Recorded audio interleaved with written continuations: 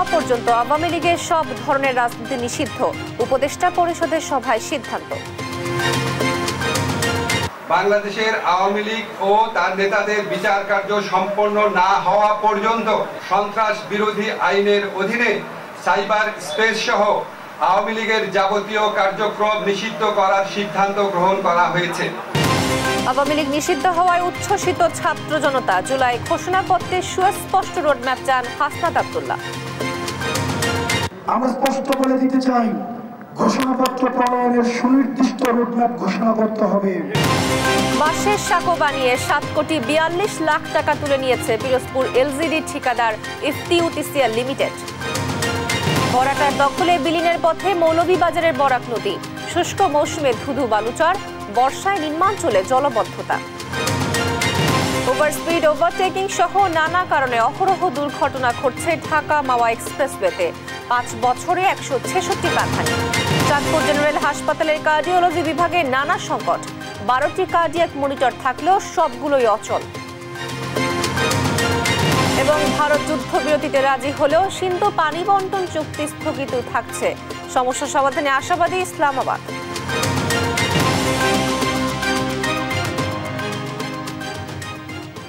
দেখছিলেন শিরোনাম সংবাদ সকালে, আপনাদের সঙ্গে আছি আমি তোয়া আফরোজ। এবার বিস্তারিত।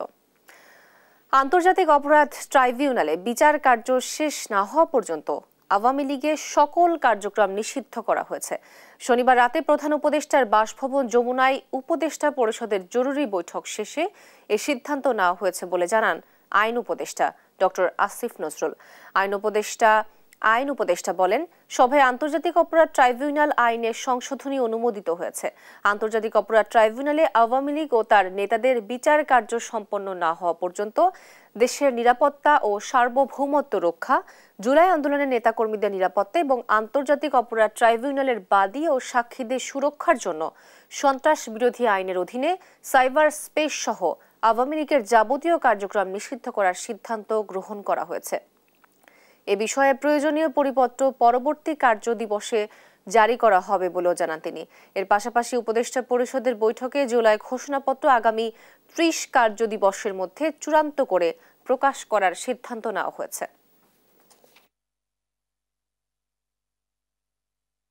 উপদেষ্টা পরিষদের বৈঠকে আন্তর্জাতিক অপরাধ ট্রাইব্যুনালে বাংলাদেশের আওয়ামী লীগ ও তার নেতাদের বিচার কার্য সম্পন্ন না হওয়া পর্যন্ত দেশের নিরাপত্তা ও সার্বভৌমত্ব রক্ষা, জুলাই আন্দোলনের নেতাকর্মীদের নিরাপত্তা এবং আন্তর্জাতিক অপরাধ ট্রাইব্যুনালের বাদী ও সাক্ষীদের সুরক্ষার জন্য সন্ত্রাস বিরোধী আইনের অধীনে সাইবার স্পেস সহ আওয়ামী লীগের যাবতীয় কার্যক্রম নিষিদ্ধ করার সিদ্ধান্ত গ্রহণ করা হয়েছে। এ বিষয়ে প্রয়োজনীয় পরিপত্র পরবর্তী কর্মদিবসে জারি করা হবে। এর পাশাপাশি আজকের উপদেষ্টা পরিষদের বৈঠকে জুলাই ঘোষণাপত্র আগামী 30 কার্য দিবসের মধ্যে চূড়ান্ত করে প্রকাশ করার সিদ্ধান্ত গৃহীত হয়েছে। আওয়ামী লীগের যাবতীয় কার্যক্রম নিষিদ্ধে সন্তোষ প্রকাশ করে জুলাই ঘোষণাপত্রে সুস্পষ্ট রোডম্যাপ ঘোষণার দাবি করেছেন হাসনাত আব্দুল্লাহ। সরকারের সিদ্ধান্তে 30 কার্য দিবস সুতীক্ষ্ণ পর্যবেক্ষণে রাখা হবে বলে জানান তিনি। সিদ্ধান্তের প্রতিফলন জুলাই ঘোষণাপত্রে দেখতে চায় ফ্যাসিবাদ বিরোধী জুলাই ঐক্য। ফ্যাসিবাদ বিরোধী সব পক্ষকে ঐক্য ধারণ করে অটুট থাকার আহ্বান জানিয়েছেন তিনি। মোহাম্মদ মনিরুল ইসলামের ক্যামেরায় আরো জানাচ্ছেন এনআই নাহিদ। আন্তর্জাতিক অপরাধ ট্রাইব্যুনালে আওয়ামী লীগ ও এর নেতাদের বিচার করা এবং বিচার কাজ সম্পন্ন না হওয়া পর্যন্ত দলটির যাবতীয় কার্যক্রম নিষিদ্ধ করার সিদ্ধান্তে রাতে হোটেল ইন্টারকন্টিনেন্টালের সামনে আওয়ামী লীগের কার্যক্রম নিষিদ্ধে উল্লাস করেন আন্দোলনকারীরা। সরকারের এই সিদ্ধান্তে আওয়ামী লীগের কার্যক্রম নিষিদ্ধ নয়, আওয়ামী লীগকে দল হিসেবে নিষিদ্ধ করার দাবিতে সরকারকে 2 ঘন্টার আলটিমেটাম দেন হাসনাত আব্দুল্লাহ। পরে রাষ্ট্রীয় অতিথি ভবন যমুনায় যান। এই সময় শুধু দলীয় কার্যক্রম নিষিদ্ধ নয়, আওয়ামী লীগকে নিষিদ্ধ করে জুলাই গণহত্যায় জড়িতদের বিচার দাবি করেন আন্দোলনকারীরা। ফ্যাসিবাদ গণহত্যাকারী আওয়ামী লীগকে চিরতরে বাংলাদেশ থেকে নিষিদ্ধের জন্য সর্বস্তরের জনগণ আবার মাঠে নেমে এসেছে। আওয়ামী লীগকে দল হিসাবে অবশ্যই আওয়ামী লীগকে নিষিদ্ধ করতে হবে। এদিকে আওয়ামী লীগের দলীয় কার্যক্রম নিষিদ্ধে রাতে মগবাজার চৌরাস্তায় শুকরানা সমাবেশ করে জামায়াত। এতে অংশ নেন জামায়াতে আমির ডাক্তার শফিকুর রহমান। এ সময় জামায়াতে আমির জানান, ফ্যাসিস্ট আওয়ামী লীগ নিষিদ্ধ হওয়ার সময়ের দাবি ছিল, তাই হয়েছে। এটা আংশিক দাবি পূরণ হয়েছে। আওয়ামী লীগের বিচার নিশ্চিত হলে দাবি পূর্ণতা পাবে। আল্লাহ তাআলার লাখ লাখ প্রশংসা যে রব্বুল আলামিন ফ্যাসিবাদ বিরোধী বাংলাদেশের 18 কোটি মানুষের আমের একটি দাবি আজকে আংশিক বাস্তবায়ন করে দিয়েছেন। আলহামদুলিল্লাহ। গভীর রাতে আওয়ামী লীগ নিষিদ্ধের দাবিতে ফ্যাসিবাদ বিরোধী জাতীয় ঐক্যর সঙ্গে একাত্মতা জানাতে শাহবাগে আসেন হেফাজত ইসলামের যুগ্ম মহাসচিব মাওলানা মামুনুল হক। জানান, ফ্যাসিস্ট প্রশ্নে তারা ঐক্যবদ্ধ। নেতৃবৃন্দ, দায়িত্বশীলরা পরামর্শ করছে, আমরা তাদের সঙ্গে রয়েছি, আমরা প্রতিটি পদক্ষেপে আছি ইনশাআল্লাহ। পরে রাতে যমুনা থেকে ফিরে সোমবারে আওয়ামী লীগের সব ধরনের রাজনীতি নিষিদ্ধ ঘোষণার প্রেক্ষিতে প্রজ্ঞাপন জারি হলে আনন্দ মিছিল উদযাপন করার ঘোষণা দেন হাসনাত আব্দুল্লাহ। পরবর্তী কর্মসূচি জানিয়ে দেয়া হবে বলে জানান তিনি। আমরা স্পষ্ট বলে দিতে চাই, ঘোষণাপত্র প্রণয়নের সুনির্দিষ্ট রোডম্যাপ ঘোষণা করতে হবে। আমাদের পরবর্তী কর্মসূচি আমরা আবার আপনাদেরকে জানিয়ে দেব। এনআই নাহিদ, দেশ টিভি, ঢাকা। জনগণের কাছে দায়বদ্ধ সরকার প্রতিষ্ঠা না হওয়া পর্যন্ত ধর্ম বর্ণ নির্বিশেষে সবাইকে ঐক্যবদ্ধ থাকতে হবে বলে মন্তব্য করেছেন বিএনপির ভারপ্রাপ্ত চেয়ারম্যান তারেক রহমান। বুদ্ধ পূর্ণিমা উপলক্ষে শনিবার বিকেলে গুলশান কার্যালয়ে বৌদ্ধ ধর্মাবলম্বীদের সঙ্গে শুভেচ্ছা বিনিময়কালে তিনি এ মন্তব্য করেন। বলেন, বাংলাদেশকে যেন আর কেউ তাবেদার রাষ্ট্র বানাতে না পারে, পাশাপাশি ফ্যাসিবাদ মাথাচাড়া দিয়ে উঠতে না পারে, সেজন্য সবাইকে সতর্ক থাকতে হবে। তারেক রহমান আরো বলেন, বিগত আওয়ামী লীগ সরকার রাজনৈতিক হীন স্বার্থ চরিতার্থ করতে ক্ষুদ্র জনগোষ্ঠীর ব্যবহার করছে। অন্তর্বর্তী সরকারের প্রতি বিএনপির পূর্ণ সমর্থন থাকলেও জনগণের কাছে তাদের কর্মকাণ্ডের জবাবদিহিতা নিশ্চিত করতে হবে বলেও জানান তিনি।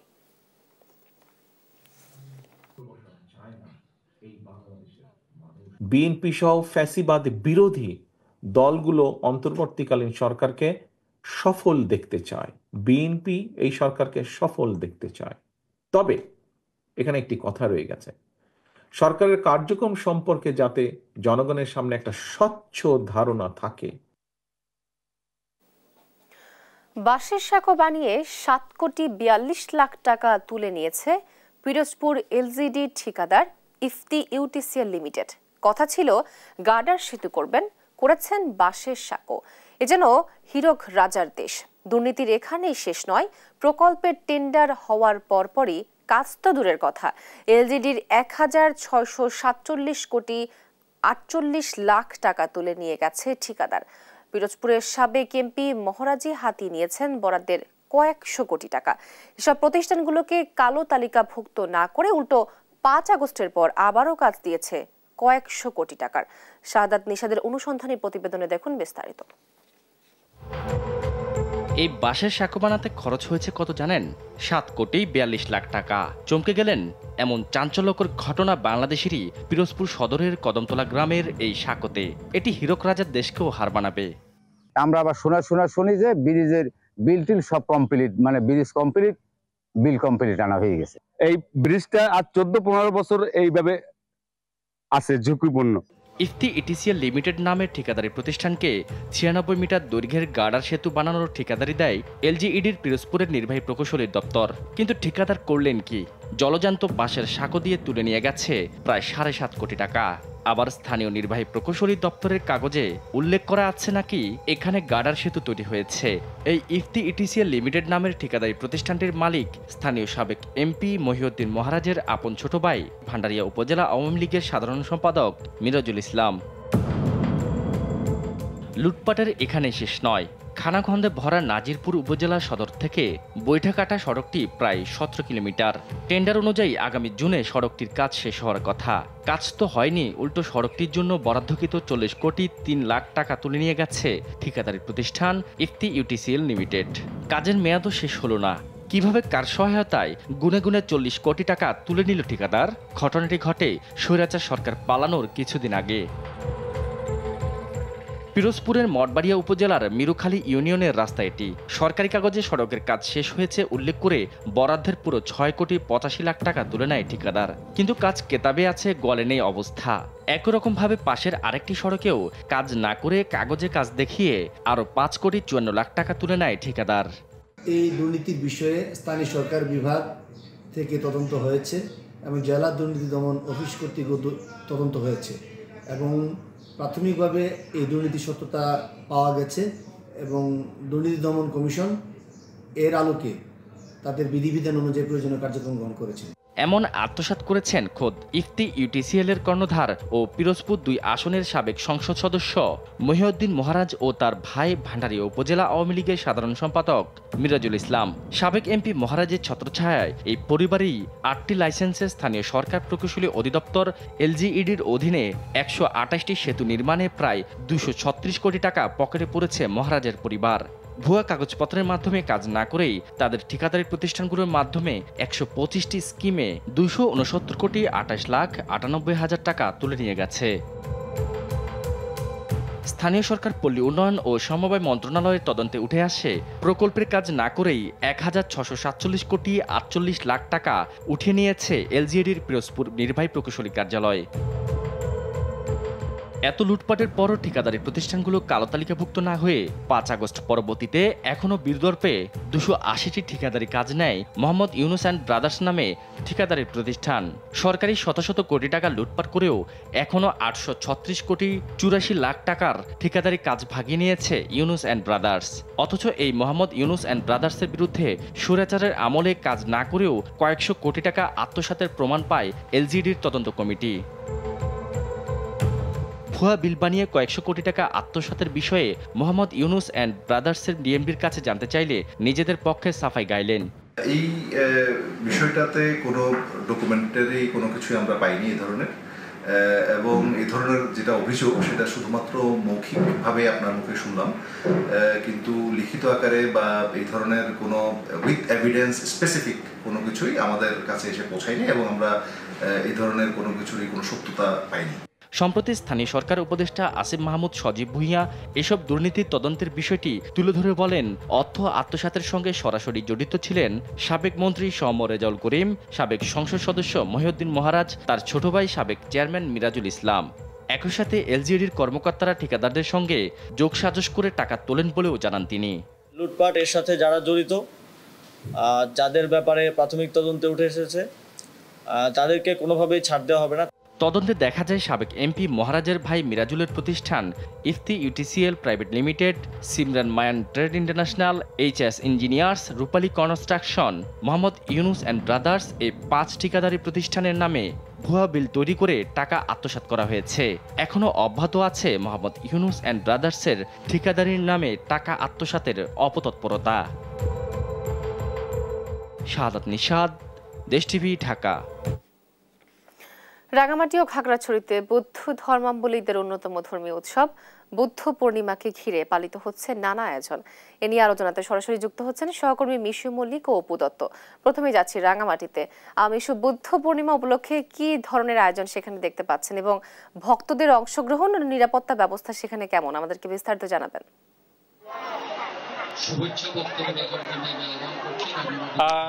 নানা আয়োজনের মধ্য দিয়ে রাঙামাটিতে পালিত হচ্ছে বৌদ্ধ ধর্মাবলম্বীদের অন্যতম প্রধান ধর্মীয় উৎসব বৌদ্ধ পূর্ণিমা। সকাল থেকেই আমরা দেখতে পাচ্ছি রাঙামাটির বিভিন্ন পাড়া মহল্লা থেকে বৌদ্ধ ধর্মাবলম্বী পুণ্যার্থীরা তারা রাঙামাটির বিভিন্ন বিহারগুলোতে তারা আসছেন এবং সেখানে তারা ধর্মীয় বিভিন্ন আচার অনুষ্ঠান তারা পালন করছেন। প্রদীপ প্রজ্বলনের মাধ্যমে তারা প্রথমেই বুদ্ধের কাছে নিজেকে সমর্পণ করছেন, এরপরই সমাবেত প্রার্থনা এবং বুদ্ধের কাছে প্রার্থনা করছেন। এবং আজকের দিনটি আসলে তারা বলে থাকেন যে আজকের দিনটা আসলে স্মৃতি বিজড়িত দিন, কারণ আজকের দিনেই বৌদ্ধ ধর্মের প্রবর্তক গৌতম বুদ্ধ জন্মলাভ করেন এবং বুদ্ধত্ব লাভ করেন এবং আজকের দিনেই তিনি মহাপরিনির্বাণ লাভ করেন। সে কারণেই আজকের দিনটিকে বৌদ্ধ ধর্মাবলম্বীরা স্মৃতি বিজড়িত দিন বলে থাকেন। তো আমরা আসলে দেখতে পাচ্ছি যে এখানে আমি বর্তমানে রয়েছে রাঙামাটি শহরের আসাম বস্তিস্থ বুদ্ধাঙ্কর বৌদ্ধ বিহারে। তো এখানে সকালে শোভাযাত্রা অনুষ্ঠিত হয়েছে এবং শোভাযাত্রা শেষে নানান আনুষ্ঠানিকতা পালন করা হচ্ছে। কিছুক্ষণ আগে বুদ্ধ পূজা সম্পন্ন করা হয়েছে। এরপর সকালে বুদ্ধ স্নান, পঞ্চশীল এবং অষ্টশীল পালন সহ নানান ধর্মীয় আচার দ্বারা পালন করছেন। রাঙামাটি বড়ুয়া জনকল্যাণ সমিতির আয়োজনে আসলে এখানে বুদ্ধঙ্কর বৌদ্ধ বিহারে কিছু আলোচনা সভা বর্তমানে চলছে এবং কিছুক্ষণ পরেই গৌতম বুদ্ধের জন্মদিন উপলক্ষে কেক কাটা হবে এবং সময়ত প্রার্থনা করা হবে এবং ভক্তদের মাঝে প্রসাদ বিতরণ করা হবে। এছাড়াও রাঙামাটির আরো যে সকল বৌদ্ধ বিহার রয়েছে, যেমন আনন্দ বিহার, মৈত্রী বিহার সহ অন্যান্য বৌদ্ধ বিহারগুলোতেও আমরা দেখেছি সেখানেও পুণ্যার্থীদের ঢল নেমেছে। তারা ভগবান বুদ্ধের কাছে প্রার্থনা করছেন। আমি কথা বলেছিলাম বুদ্ধাঙ্কর বৌদ্ধ বিহারের বিহার অধ্যক্ষ করুণা পালথেরোর সাথে। তিনি বলছিলেন যে আজকের এই মহাপুণ্যময় দিনে ভগবান বুদ্ধের কাছে তাদের একটি প্রার্থনা থাকে, সেটি হচ্ছে দেশ এবং জাতির মঙ্গল।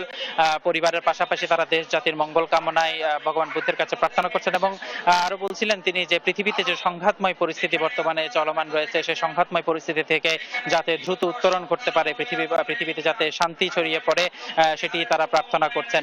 তো বিকেলবেলা এখানে ফানুস উত্তোলন করা হবে এবং সমবেত প্রার্থনা, সমবেত ধ্যান অনুষ্ঠিত হওয়ার কথা রয়েছে। তো রাঙামাটি থেকে এই ছিল আমার কাছে বুদ্ধ পূর্ণিমা পালনের সর্বশেষ। চলে যাচ্ছি খাগড়াছড়িতে, সেখানে রয়েছেন সহকর্মী অপু দত্ত। অপু। মিশা, আপনাকে ধন্যবাদ। আমি আছি এখন খাগড়াছড়ির বৌদ্ধ ধর্মাবলম্বীদের সবচেয়ে প্রাচীন একটি বৌদ্ধ বিহারে, ইয়ংদা বৌদ্ধ বিহার। প্রায় শতবর্ষ পূর্ত হওয়া এই বিহারে আসলে সকাল থেকে বৌদ্ধ ধর্মাবলম্বীদের কিন্তু স্বতঃস্ফূর্ত উপস্থিতি কিন্তু আমরা দেখতে পাচ্ছি। আজকে কিন্তু যেহেতু বিশেষ একটি দিন, বৈশাখী পূর্ণিমা কিংবা বুদ্ধ পূর্ণিমা, এই দিন কিন্তু বিভিন্ন বয়সের মানুষ এই বিহারে আসছেন নানান রকম প্রার্থনা নিয়ে। সকাল থেকে কিন্তু অষ্টশীল দান, পঞ্চশীল দান, দেশ ও জাতির মঙ্গল কামনা সহ নানান ধর্মীয় আনুষ্ঠানিকতা কিন্তু এখানে পালিত হচ্ছে। শুধু খাগড়াছড়ি নয়, খাগড়াছড়ির বাইরে যে বিহারগুলো আছে, ৯ উপজেলার যে বিভিন্ন বিহারগুলো আছে, সব বিহারে কিন্তু এই আনুষ্ঠানিকতা চলছে। সোয়াইং দেওয়া হয়েছে কিছুক্ষণ আগে, এখন সমবেত প্রার্থনা চলছে। রাঙামাটির মতোই খাগড়াছড়িতে আসলে দেশ ও জাতির মঙ্গল কামনায় কিন্তু করা হচ্ছে। তারা বলছেন তারা যেন সবাই, সকল ধর্মের মানুষ, সকল জাতির মানুষ যেন মিলেমিশে বসবাস করতে পারে, এই আহ্বানটুকু দিচ্ছেন। যেহেতু গৌতম বুদ্ধের বুদ্ধত্ব লাভ, পরিনির্বাণ কিংবা জন্ম সবকিছু মিলে এটা আজকে তাৎপর্যপূর্ণ একটি দিন। এই বিশেষ দিনে তারা কিন্তু এই কামনাটুকুই করছেন। দিনব্যাপী কিন্তু নানান রকম আয়োজনের মধ্য দিয়ে এই বুদ্ধ পূর্ণিমা পালন করবে পাহাড়ের যে বৌদ্ধ ধর্মাবলম্বী আছেন তারা। তো এই ছিল খাগড়াছড়ির বুদ্ধ পূর্ণিমার সর্বশেষ। টাঙ্গাইলের মধুপুরে পল্লী বিদ্যুতায়ন বোর্ড গাছের সারির মাছ দিয়ে খুঁটি স্থাপন করায় হাজারো গাছ কাটার শঙ্কা দেখা দিয়েছে, যা পরিবেশের জন্য হুমকি। স্থানীয়রা ইউএনের কাছে অভিযোগ করেছেন। এ নিয়ে প্রকৌশলী নকশাকে দায়ী করা হয়েছে। গাছ না কাটার বিকল্প আছে বলছে বিদ্যুৎ বিভাগ, আর ইউএনের সরজমিনে পরিদর্শনের আশ্বাস দিয়েছেন। বন বিভাগ জানায় অনুমতি নেওয়া হয়নি। বিশেষজ্ঞরা গাছ রক্ষা করে বিকল্প পথ বেছে নেওয়ার পরামর্শ দিচ্ছেন। সহকর্মী অভিজিৎ ঘোষের পাঠানো তথ্য ও ছবিতে আরো জানাচ্ছেন অঙ্কন চৌধুরী। টাঙ্গাইলের মধুপুরের রক্তিপাড়া থেকে গারোবাজার পর্যন্ত 14 কিলোমিটার রাস্তায় পল্লী বিদ্যুতায়ন বোর্ড বিদ্যুৎ লাইন স্থাপন করায় রাস্তার দুপাশের প্রায় 10,000 গাছ কেটে ফেলার আশঙ্কা দেখা দিয়েছে। এর মধ্যে বহু পুরনো অর্ধশত বছরের গাছ রয়েছে। এতে পরিবেশের ভারসাম্য নষ্ট ও জলবায়ু পরিবর্তনের প্রভাব বাড়ার শঙ্কা করছে স্থানীয়রা। তারা টেকসই উন্নয়নের জন্য পরিকল্পিতভাবে প্রকল্প গ্রহণ ও গাছ রক্ষার দাবি জানিয়েছে। যে অক্সিজেন আমাদের জীবনকে বাঁচিয়ে রাখছে, আমার এই পুরো দেহটাকে সঞ্চালন করছে, সেই সঞ্চালন শক্তি দুর্বল হয়ে পড়ছে, যার কারণে আমরা নানা রোগাক্রান্ত হচ্ছি, অসুস্থ হয়ে পড়ছি, পুরো পরিবেশ বিনষ্ট হয়ে যাচ্ছে। আমাদের প্রত্যাশা এবং দাবি আসলে যে আমাদের গাছ থাকুক, কারণ গাছ আমাদের পরিবেশের অংশ। বিদ্যুৎ লাইনে এমন নকশা করায় প্রকৌশলীকে দোষারোপ করেছে পল্লী বিদ্যুৎ সমিতির জেনারেল অফিসের এজিএম। এটা হওয়া উচিত ছিল যে পাশে দিয়ে নাও, মানে যাতে গাছগুলো বাঁচে, রাস্তারও ক্ষতি না হয়। কোনো সময় যদি রাস্তা 10 ফিট বাড়ে, তাও যেন বিদ্যুৎ লাইনটা সেফে থাকে। এটা যারা পরিকল্পনা করছে, যারা এটা এক্সিকিউট করতেছে, তাদের সঙ্গে কথা বলতে। সরেজমিন প্রদর্শন করে ব্যবস্থা নেওয়া হবে বলে জানান ইউএনও। অন্যদিকে গাছ কাটা হলে প্রয়োজনীয় ব্যবস্থা গ্রহণ করার কথা জানান বন কর্মকর্তা। যখন এই কাজটা শুরু হবে সরেজমিনে, আমি নিজে থেকে কিভাবে গাছগুলোকে বাঁচানো যায় এবং পাশাপাশি বিদ্যুৎ, যেহেতু এটা আমাদের ক্রাইম নিড, এটাও যেন ঠিক থাকে, এই ব্যবস্থাটা আমরা করবো ইনশাল্লাহ। হ্যাঁ, তাদের বিরুদ্ধে আমরা আইনানুগ ব্যবস্থা নেওয়ার জন্য আমাদের যে মধ্যপুরে যারা আছে সংশ্লিষ্টদের বলেছি, তারা তাদের সাথে যোগাযোগ করে কিভাবে এটা বন্ধ করা যায় সেই ব্যাপারে ব্যবস্থা নেবে। 2024-25 অর্থ বছরে পল্লী বিদ্যুতায়ন বোর্ড ঘাটাইলের পাকটিয়া গ্রিক হতে গারোবাজার সাব স্টেশন পর্যন্ত 33 কেবি লাইনের প্রকল্প গ্রহণ করে। নিউজ ডেস্ক, দেশ টিভি। ভরাটার দখলে বিলীন হওয়ার পথে একসময়ের খরস্রোতা মৌলভীবাজারের বরাক নদী। আওয়ামী লীগ সরকারের সময়ে অপরিকল্পিত খনন কার্যক্রমে টাকার অপচয় হলেও প্রাণ ফেরেনি নদীতে। উল্টো এমন পরিস্থিতি হয়েছে যে শুষ্ক মৌসুমে ধুধু বালুচর, বর্ষায় জলবদ্ধতায় নিম্নাঞ্চলের মানুষের গলার ফাঁস হয়ে দাঁড়িয়েছে। এতে কৃষকরা পড়েছেন বিপাকে। সহকর্মী সালে এলাহি কুটিয়ের পাঠানো তথ্য, ছবিতে জানাচ্ছেন অঙ্কন চৌধুরী। মৌলভীবাজারের সদর উপজেলার খলিলপুর ও মুনমুখপুর ইউনিয়নের সীমানা ঘেঁষে প্রবাহিত হয় বরাক নদী। কুশিয়ারা নদী থেকে উৎপন্ন হয়ে হবিগঞ্জের বিজনা নদীতে পতিত হয়েছে। পানি উন্নয়ন বোর্ড 2018 সালে প্রায় 1,30,00,000 টাকা ব্যয়ে সদর উপজেলার অংশে 8 কিলোমিটার অংশ খননের উদ্যোগ নেয়। নদীর দুই তীরে বৃহৎ অংশ ছেড়ে অপরিকল্পিত খনন করায় নদীর অংশে স্থানীয়দের অনেকেই দখল করে ঘরবাড়ি তুলেছে।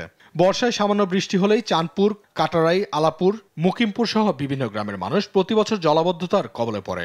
শুষ্ক মৌসুমে যা শুকিয়ে যায়, এতে আগের মতো ফসল উৎপাদন হয় না। আসার কোনো কাজ হইছে না, কোন যে পয়সা ব্যয় হইছে এই পয়সা মানে কোনো ফায়দা জনগণে পাইতেছে না।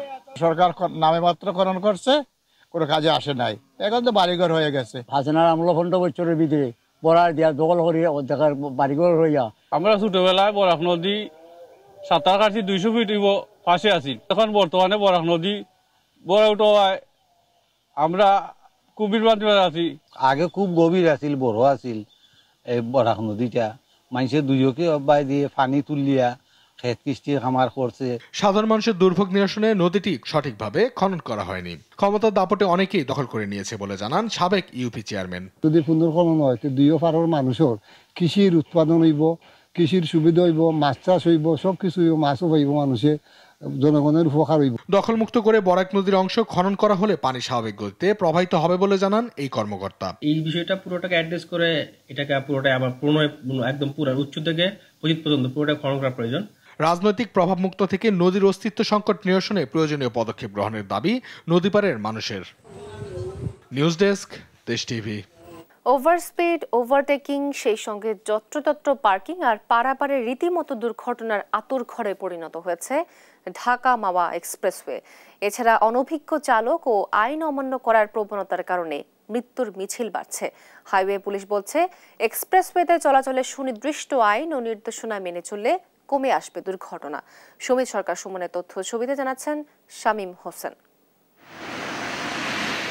এক্সপ্রেসওয়েতে নিরবচ্ছিন্ন চলবে যানবাহন। সে সড়কে থাকবে না কোনো মোড়, ক্রস মুভমেন্ট ও অবৈধ গাড়ি পার্কিং। পথচারী পারাপার হবে ফুটওভার ব্রিজ দিয়ে। এক্সপ্রেসওয়ে ব্যবহারে এসব নির্দেশনা থাকলেও দেশের সর্বোচ্চ আধুনিক মহাসড়ক ঢাকা মাওয়া এক্সপ্রেসওয়েতে সেই আইন অনুসরণ না করায় প্রতিনিয়ত ঘটছে দুর্ঘটনা। মাইলেজ তো 80, সবাই গাড়ি চালাচ্ছে 120, 130। দেখা যাচ্ছে কিছু কিছু গাড়ি কন্ডিশন ভালো না, তার 120-30 টানার মতো স্পেস নাই, কিন্তু সে টানতেছে। মানে রাস্তা পার হচ্ছে মানুষ, গাড়ি ব্রেক করার ক্ষমতা নেই। বেশিরভাগ করে রাত্রে করে যে গাড়িগুলো চলে, মানে বেপরোয়া গতিতে গাড়িগুলো চলে, ঠিক আছে। পরিসংখ্যান বলছে 2020 সালে চালুর পর থেকে 2025 সালের মে মাসের 9 তারিখ পর্যন্ত ঢাকা মাওয়া এক্সপ্রেসওয়েতে 1053টি দুর্ঘটনায় প্রাণ গেছে 166 জনের, যার অন্যতম কিছু কারণ যানবাহনের অতিরিক্ত গতি, ওভারটেক করার প্রবণতা এবং বিকল যানবাহন মহাসড়কের পাশে রেখে সংস্কারের সময় অপর যানবাহনের ধাক্কা। মোটরসাইকেলে বেপরোয়া গতি আর বাসের হেল্পারদের স্টপেজ ছাড়া বিভিন্ন জায়গায় যাত্রী নামানো, এইসব কারণে রাস্তায় দুর্ঘটনার সংখ্যা বেশি। অতিরিক্ত গতির কারণেই এই দুর্ঘটনাগুলো বেশি ঘটে। গেল বৃহস্পতিবার ওই মহাসড়কে চাকা বিকল হয়ে থেমে থাকা অ্যাম্বুলেন্সে যাত্রীবাহী বাসের ধাক্কায় প্রাণ যায় একই পরিবারের 4 জন সহ 5 জনের। এসব দুর্ঘটনা নিয়ন্ত্রণে সচেতনতার পাশাপাশি দক্ষ চালক দিয়ে যানবাহন পরিচালনার তাগিদ ফায়ার সার্ভিসের। চালকদের ঠিকঠাক মতো প্রশিক্ষণ থাকে না, এছাড়া যত্রতত্র গাড়ি থামানো হয়, দ্রুত গতি প্রতিযোগিতার মনোভাব নিয়ে তারা গাড়ি চালায়।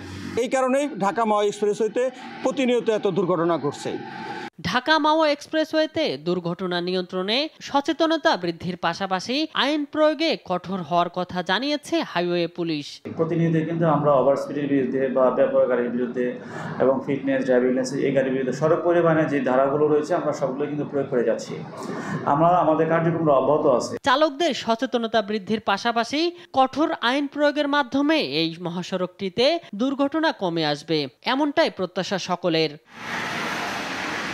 নিউজ ডেস্ক, দেশ টিভি। রোগীদের সঠিক চিকিৎসা সেবা নিশ্চিতের জন্য চাঁদপুর জেনারেল হাসপাতালে চালু করা হয় কার্ডিওলজি বিভাগ।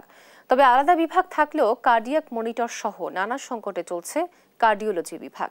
16 শয্যার বিপরীতে 12টি কার্ডিয়াক মনিটর থাকলেও সবগুলো মনিটর এখন অচল। এতে ব্যাহত হচ্ছে চিকিৎসা সেবা। শরীফ আহমেদের তথ্য ছবিতে জানাচ্ছেন আব্দুল্লাহ আল মারুফ। হৃদরোগ সহ হৃৎপিণ্ডজনিত বিভিন্ন সমস্যায় রোগীদের চিকিৎসা দিতে 2012-13 অর্থ বছরে চাঁদপুর জেনারেল হাসপাতালে চালু হয় কার্ডিওলজি বিভাগ। এ বিভাগের রোগীদের 24 ঘন্টা মনিটরিংয়ের প্রয়োজন হয়। তাই 16 বেডের বিপরীতে 12টি কার্ডিয়াক মনিটর স্থাপন করা হয়, যেই মনিটরের মাধ্যমে রোগীর প্রতিনিয়ত ECG, heart rate, blood pressure ও শরীরের তাপমাত্রা প্রদর্শন ও নিয়ন্ত্রণ করা হয়। তবে বর্তমানে হাসপাতালে সবগুলো কার্ডিয়াক মনিটর অব্যবহারযোগ্য হয়ে পড়েছে। বাধ্য হয়ে ইমার্জেন্সি কেয়ার ইউনিট থেকে 2টি মনিটর নিয়ে নামমাত্র সেবা দেওয়া হচ্ছে রোগীদের। এছাড়াও পর্যাপ্ত ইসিজি মেশিন ও ওষুধ সংকট রয়েছে বলে জানায় চিকিৎসকরা। যে পরিমাণ রোগী আমাদের আসে সেই রোগী হিসেবে আমাদের কিন্তু এখানে লোকবল সংকট প্রথম যেটা, সেটা আরেকপর হলো সার্বক্ষণিক ইসিজি করার জন্য যে কয়টা মেশিন দরকার সেটাও আমাদের পর্যাপ্ত পরিমাণে নাই। তারপরে যে মনিটরগুলি, সেই মনিটরগুলির বেশিরভাগ মনিটরগুলি এখন ঠিকমতো কাজ করে না। প্রতিনিয়ত ধারণ ক্ষমতার কয়েক গুণ রোগী ভর্তি থাকেন হাসপাতালটিতে।